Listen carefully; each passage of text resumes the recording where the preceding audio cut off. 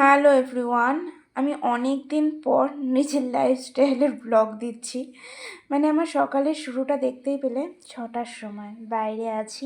ওপর থেকে প্রত্যেকটাই মানুষকে লাগে সে অনেক অনেক হ্যাপি, বাট সেই কারণেই আজকে আমার লাইফস্টাইলটা তোমাদের সঙ্গে শেয়ার করছি। সকাল 6টার সময় উঠেই ফার্স্ট হচ্ছে আমি ফ্রিজ থেকে মাছ বার করে নিলাম, সেটা জলে ভিজিয়ে রেখেছি বরফটা কাটার জন্য। তারপর হচ্ছে আমার সকালে ঘুম থেকে উঠেই দরকার পড়ে একটা ডাব, যেটা আমার এভরিডে রুটিন। ডাবের জল খেয়ে নিলাম, খেয়ে নিয়ে সবজি টবজি যা আছে সমস্ত কিছুটা কেটে নিয়ে গুছিয়ে নিয়ে নিচ্ছি। তারপর সবজি বসানো, এবার রান্নার রেসিপি যেটা বলতে পারো সেটা তোমাদের সঙ্গে শেয়ার করবই।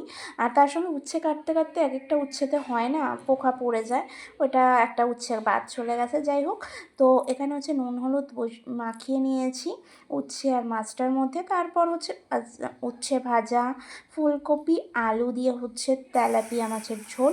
তেলাপিয়া মাছটা কার কার পছন্দ অবশ্যই কিন্তু কমেন্ট করবে। আমার কিন্তু এই মাছটা খুবই ভালো লাগে। অনেকের আছে তেলাপিয়া মাছ পছন্দ করে না, বাট আমি খুব পছন্দ করি। আর তেলাপিয়া মাছ জ্যান্ত ছিল, আগের দিন রাতেই এনেছি জ্যান্ত, তো সেই কারণে বেশি কিছু মশলা দিলাম না। আদা জিরে লঙ্কা বেটে দিয়েছি আর টমেটোটাও পেস্ট করে হালকার ওপরে ফুলকপি আলু দিয়ে মাছের ঝোল করেছিলাম। তো এইভাবেই হচ্ছে আমার দিনের শুরুটা হয় রান্না দিয়ে। তারপর হচ্ছে রান্নাটা সেরেই চলে গিয়েছিলাম ফ্রেশ হতে। মোটামুটি ফ্রেশ হওয়া যেটা থাকে আর কি সকালে উঠে আমাদের কাজ। প্রথমেই হচ্ছে ওয়াশরুম গেলাম, ওয়াশরুম থেকে ফ্রেশ হয়ে বেরিয়ে যতটা জামা কাপড় যা ছিল সমস্ত কিছুটা কেচে ধুয়ে মেলা থেকে সমস্ত কিছুটা। তারপর হচ্ছে আমার যেটা কাজ, কি বলবো, নিজের রেডি হওয়া, নিজের ব্রেকফাস্ট রেডি করা।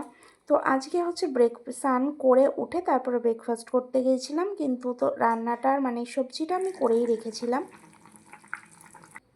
দেখো, এত কথা বলতে বলতে আমার মাছের ঝোলটাও রেডি হয়ে গেছে। তো সব কিছু রেডি করে টিফিনে গুছিয়ে রেখে তার মধ্যে ফ্রিজ থেকে দুধ বার করে নিয়েছিলাম। দুধটা একটু ঠান্ডাটা কাটার জন্য বার করেই রেখেছিলাম। তার সঙ্গে সঙ্গে ব্রেড ছিল। আর এটা হচ্ছে কি কুমড়ো ফুলের বড়া ভাজবো বলে আর কি, এটা পেঁয়াজ দিয়ে মাখিয়ে নিয়েছিলাম বেসনারে দিয়ে। তো যাই হোক, তো এবারে বলি, এই সমস্ত কাজ কমপ্লিট করে রেসিপিটা চলতে চলতেই বলছি।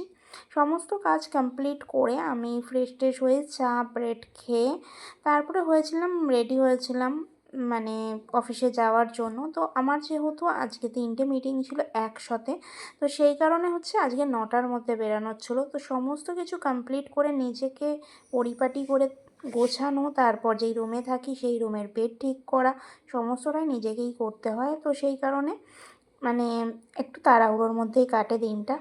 তো দেখতেই পেলে আমার লাইফস্টাইলের শুরুটা তোমরা, যে আমি কিভাবে লাইফ ক্রিয়েট করি। আর সবারই একটা লাইফে থাকেই রুটিন। রুটিন অনুযায়ী যদি না চলি না, কখনোই লাইফে দাঁড়াতে পারবো না। আর প্রত্যেকটা মেয়েরই স্বপ্ন কিছু না কিছু থাকেই।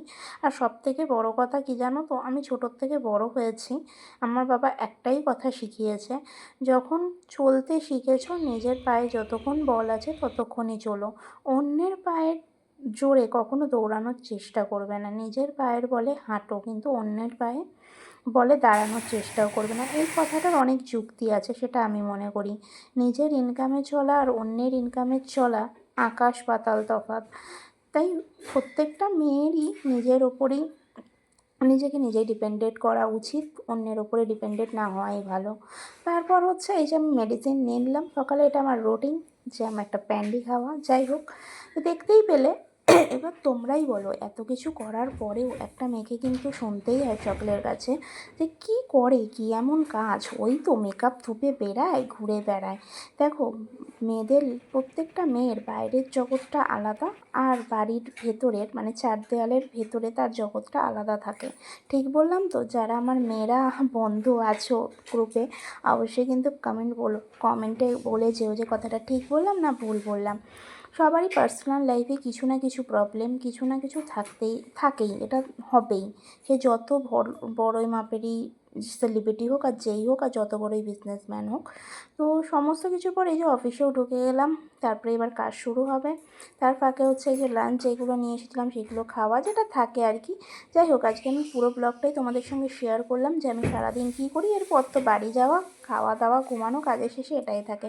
তো ব্লগটা কেমন লাগলো অবশ্যই কিন্তু শেয়ার করো, কমেন্ট করো, লাইক করো। ওকে, বাই, টাটা।